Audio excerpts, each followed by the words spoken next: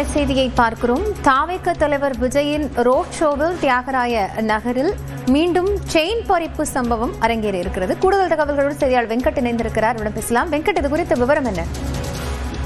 தமிழக வெற்றி கழக தலைவர் விஜய் இன்றைய தினம் ஸ்ரீநகர், ஆயிரம்விளக்கு, எழும்பூர் ஆகிய தொகுதிகளில் தாவேக வேட்பாளர்களை ஆதரித்து ரோட் ஷோ மேற்கொண்டிருந்தார். முதற்கட்டமாக ஸ்ரீநகரில் நடைபெற்ற அந்த தமிழக வெற்றி கழக தலைவர் விஜயின் ரோட் ஷோவின் பொழுது பெண் ஒருவருடைய 6 சவரன் நகை என்பது மாயமாகியிருக்கிறது.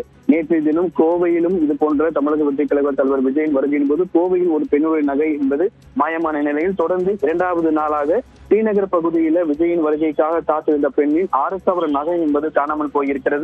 பாதிக்கப்பட்ட நபர்களிடம் பேசும்போது தொடர்ந்து அவர்கள் ஸ்ரீநகர் காவல் நிலையத்தில் புகார் அளிக்க இருப்பதாகவும் அவர்கள் தகவல் தெரிவித்திருக்கிறார்கள். தொடர்ச்சியாக விஜயனுடைய இந்த ரோட் ஷோவின் போது 2வது நாளாக ஒரு பெண்ணுடைய 6 சவரன் நகை என்பது மாயமாக இருக்கிற சம்பவம் அதிர்ச்சியை ஏற்படுத்தியிருக்கிறது. நேற்றைய தினம் கோவையில் ஒரு பெண்ணுடைய நகை என்பது மாயமான நிலையில் தொடர்ந்து 2வது தினமாக விஜயனுடைய ரோட் ஷோவின் பொழுது ஒரு பெண்ணினுடைய 6 சவரன் நகை என்பது காணாமல் போயிருக்கிறது. பாதிக்கப்பட்ட நபர்கள் ஸ்ரீநகர் காவல் நிலையத்தில் புகார் அளிக்க இருப்பதாக தெரிவித்திருக்கிறார்கள். தமிழக வெற்றி கழக செய்திநகர் பரப்புவின் போது பெண்ணினுடைய 6 சவரன் நகை என்பது மாயமாகி இருக்கிறது. நன்றி வெங்கட், இது குறித்த தற்போதைய விவரங்களுக்காக.